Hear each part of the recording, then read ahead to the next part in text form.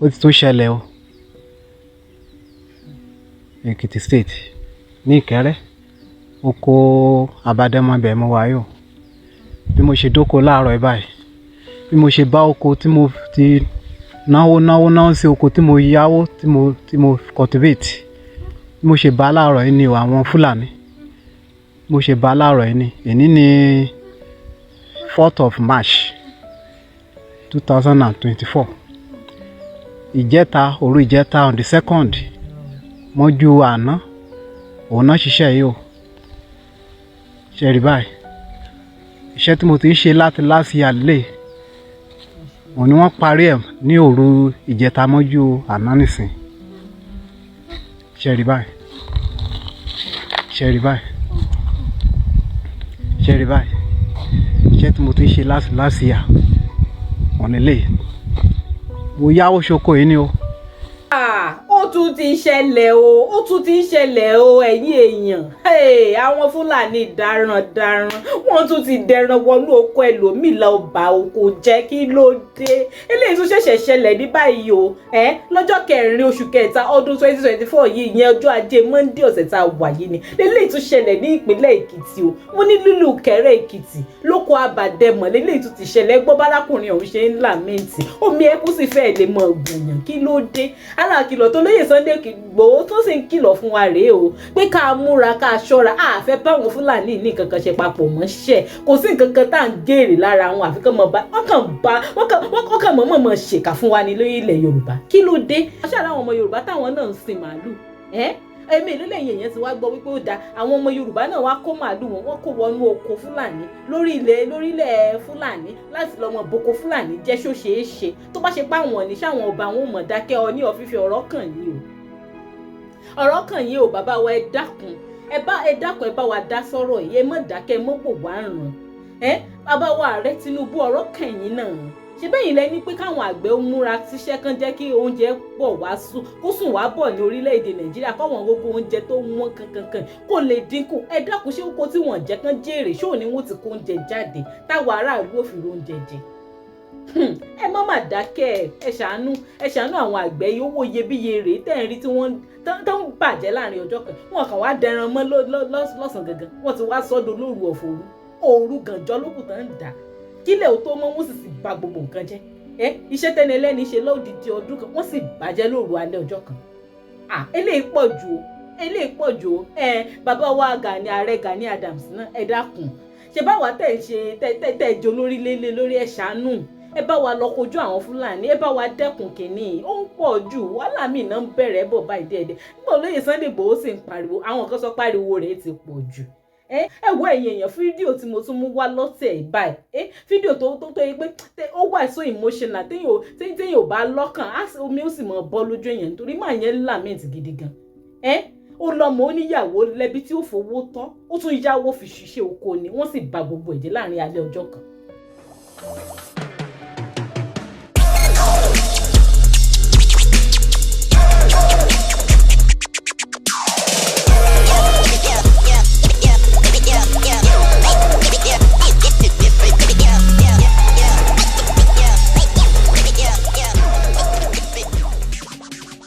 Naija tẹlifíṣàn rèé tẹ́yìn bá ṣe ń wò mí fún ìgbà àkọ́kọ́ ẹ má gbàgbé ẹ tẹ subscribe button tó wà lábẹ́ fídíò yìí o ẹ mọ̀ like ẹ mọ̀ share fídíò yìí káàkiri ẹ mọ̀ share kí gbogbo kó lè mọ̀ dé gbogbo ibi tó bá yẹ kó dé káwọn tó yẹ kán mọ̀ kán lè mọ̀ pé nǹkan míì tún ti ń ṣe àwọn Fúlàní darandaran wọ́n tún ti ń bẹ̀rẹ̀ bọ̀ o ẹ sì mọ̀ fèrè ọkàn ti yín náà sí kọ́mẹ̀ǹtì ẹ jẹ́ àjọ sọ o ẹ jẹ́ àjọ sọ ò torí ó ń bọ̀ àwọn làádẹ́ẹ̀dẹ́ o kì í ṣọ̀rọ̀ ẹnìkan mọ́ báyìí o máa fi fún fídíò yẹn lẹ̀ ẹ gbọ́ nǹkan tí màá yẹn sọ. It's almost 2 acres of land òun náà parí over the night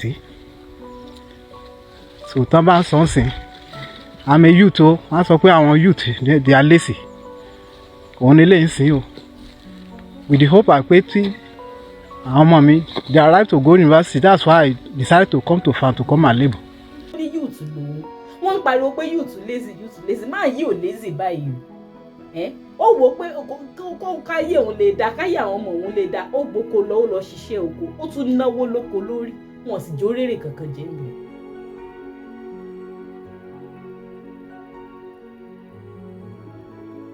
tọ̀ sẹ́yìn èèyàn gbọ́ ṣé ẹ gbọ́ báyìí ṣé ẹ gbọ́ ṣé bá ti mọ wòran rèé ṣé bá ti mọ wòran rèé ọgọ́ ológun wọ́n dárúkọ location ọgọ́ ológun tó jáde lọ́jọ́ sí ẹ̀yin tẹ́lẹ̀ tí lọ́gbà ẹ̀ ti lọ àwọ̀ ẹ dákun location address ẹni yìí fà address rẹ̀ síbẹ̀ o báyìí ẹ dákun ẹ bá wa lọ ọbẹ̀ ẹ bá wa tọpinpin bẹ̀ ẹ bá wa find out àwọn tó ń ṣe iṣẹ́ burúkú yìí níbẹ̀ ẹ dákun bàbá wa gọ́fúnà ìpínlẹ̀ Èkìtì náà ẹ dákun bàbá wa báwo ẹ dákun ẹ bá wa dá sí i ẹ má fọwọ́ lẹ́ran máa yí sọ pé kí ní òṣẹ̀ṣẹ̀ máa ṣẹlẹ̀ ó ní kò ṣẹ̀ṣẹ̀ máa ṣẹlẹ̀ ó ní lóko àbàdẹ̀mọ̀ ní Ìkẹ́rẹ́ Èkìtì ó láwọn Fúlàní ó ní gbogbo ìgbà ṣáá ni wọ́n fi ń dà wọ́n láàmú ó ní àwọn sì ti ń pariwo ti pé wọ́n bá wọn wá nǹkan kan ṣe sí ẹ dákun ẹ bá wa dìde ìrànlọ́wọ́ sáwọn pípù yìí ẹ tún jẹ́ àgbọ̀n nǹkan tí màá yẹn sọ síwájú sí. ṣe rí báyìí iṣẹ́ tí mo ti ń ṣe láti yà wọ́n nílé mo yáwó ṣoko yìí ni o ìgbà tí mo rí pé iṣẹ́ ìjọba kò tó nǹkan kan mo fi iṣẹ́ ìjọba lẹ̀ tí mo wá sóko ńlá sí yà láti Àbújá wípé tí n bá lè ṣiṣẹ́ màá lè fi tọ́jú àwọn ọmọ mi they arrive to go to university ìgbà tó yẹ pé iṣẹ́ tí mò ń ṣe mọ̀ pé iṣẹ́ yẹn ò lè tó nǹkan kan ló jẹ́ kí n wá ṣiṣẹ́ tí mo lọ yáwó I spent more than $1 million on this land this ilẹ̀ tẹ́ ń wò yìí is more than 1 acre is almost 2 acres of land. Mo ra sọ́kà gbogbo sọ́kà.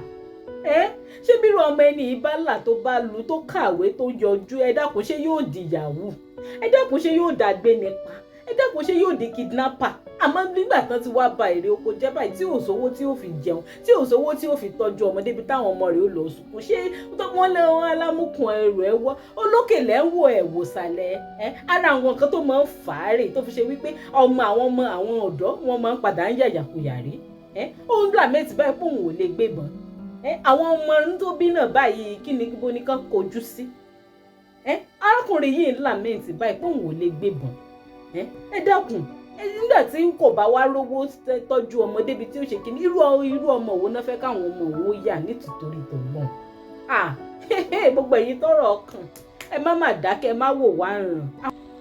More than $1 million on this land this ilẹ̀ tẹ́ ń wò yìí is more than 1 acre is almost 2 acres of land. Mo ra sọ́kà gbogbo sọ́kà tí mo lò sórí oko yìí mo ra gbogbo ẹ̀ pátá ni. Ṣẹ́ni báyìí wọ́n parí ẹ̀ nísìnyí kò sí nǹkan tó kù wọ́n fi ẹyọ kan lẹ̀ it's almost 2 acres of land òun náà parí over the night so tán bá ń sọ ọ́sìn I'm a youth o wọ́n á sọ pé àwọn youth they are lazy òun ni lè ń sìn o with the hope pé tí àwọn ọmọ mi they arrive to go university that's why I decided to come to farm to come and labour they finish it wọ́n parí ẹ̀ over the night. Ẹ̀yin ìjọba ẹ jọ̀ọ́ ẹ má wò wá ràn kò sí bòmí ta lè yà sí kò sí iṣẹ́ ń ta a lè ṣe yahoo a lè jalè òun la fi yà sóko ẹ ràn wá lọ́wọ́ kó dá báyìí a lè kì í ṣe gbogbo wa ló lè gbébọn kì í ṣe gbogbo wa ló mọ yahoo ṣe ẹ ràn wá lọ́wọ́ ìjọba Èkìtì state bàbá wa bá o ẹ ràn wá lọ́wọ́ oko ẹ̀dẹ́mọ́ ni mo wà a ti ń pariwo títí kò sígbà tí màálù tó kúrò lórí oko yìí gbogbo ìgbà la máa bá wọn bẹ̀ níbi oko ẹ̀dẹ́mọ́ ibẹ̀ ni mo wà nísìnyí báyìí wọ́n parí ẹ̀ over the night gbogbo iṣẹ́ tí mo ti ń ṣe láti last year mo ti dá gbèsè lórí oko yìí mi ò mọ̀ bí mo ṣe fẹ́ san gbèsè yẹn padà o ẹ wo báyìí gbogbo ẹ̀ wọ́n level gbogbo ẹ̀ ní wọ́n level everything ni wọ́n level mi ò mọ orí ìka mi ò mọ nǹkan tá a ṣe fún wọn o mi ò mọ nǹkan tá a ṣe fún wọn eléyìí ti pọ̀ jù. My dear people in Nigeria, look at this happened over the night. This is a tragedy.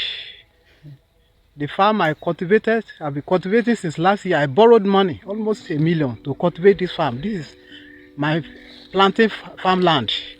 I just came this morning now. The day is 4th of March 2024. I just came this morning now, meet my farm like this. They level everything, nothing remain. Finish everything. I'm appealing to the government. They should have mercy upon us, upon the youth who are ready to work. Look at this. How am I going to pay back? I borrowed almost $1 million to cultivate this farm. They finish everything before I come. You see everything now. See everything. Where can I go? Where do I start from here? Look at.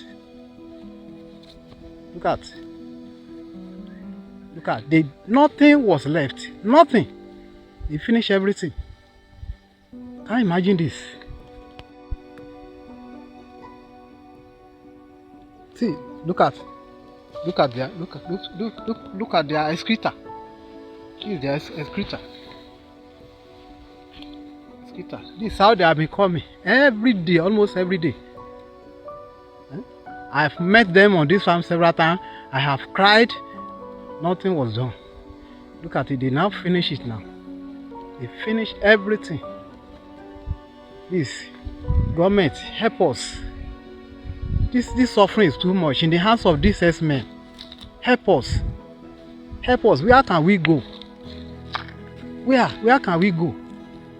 We can't go and carry gun. We can't rob. We cannot kill because of money. We need to survive. We need to send our children to school. Please, government, help us. This is too much. These herdsmen, they are always inside this bush. Especially this Edema versus this Imola road. Edema, Imola, that's Irepodun road. Igboho Gani, oko Edema. Àwọn yẹn ọmọ Yorùbá, ẹ má máa sùn. Ẹ má mà jí àsùn. Ẹ má mà jí àsùn. Olóyè Sunday Igboho mọ̀ ń pariwo, wọ́n mọ̀ ń ké tàntàn. Gbogbo àwọn tó sọ pé yẹn kó Olóyè Sunday Igboho kán pàdé àwọn níbì kan, káwọn jọ lọ fìjà gagbága, káwọn jọjọ ṣe kinní káwọn lóògùn àwọn ṣe kinní kán bọ́ tàbá ibi tá a ti ní ìdí wọn rèé. Ibi tá a ti ní ìdí wọn gangan rèé. Kán bọ́ tàbá ìkan lọ bá wa kojú àwọn Fúlàní tán jẹ́ káwọn àgbẹ̀ kan sinmi. Nígbà téèyàn bá ṣiṣẹ́ tó wá lọlé tó lọ sùn lálẹ́ kó lè pé ìgbà tí ó bá wá fi jí yóò bá tán ti ba gbogbo nǹkan ní rẹ̀ jẹ́. Ṣé wọ́n lè ṣe wípé àbúrò gómìnà kan àbá àbúrò politician kan olóṣèlú kan ó ní wọ́n boko rẹ̀ jẹ́ báyìí káwọn èèyàn sì dákẹ́ kán mọ́ wòran. Àwọn ẹni yóò léèyàn wọn lẹ́nì kankan àfọlọ́hún wọn ní kankan míì tán gbójúlé àfọkò yìí. Ẹ ṣàánú wọn, ẹ mọ́ wò wọ́n rùn ọmọ Yorùbá. Olóyè Sunday Igboho ń pariwo, wọ́n ń ké tantantan. À ń sọ pé tí wọ́n pọ̀ jù àbí? Àwọn tí ó dìtẹ̀ ń dìtẹ̀ àbí? Ẹ̀rín wá sì pa mí. Ẹ mọ̀ jẹ́ aṣọ́ra, ẹ mọ̀ jẹ́ atajẹ́, mọ̀ jẹ́ asùn. Ẹ wò ẹ̀yin tèmi títí dìgbà míì.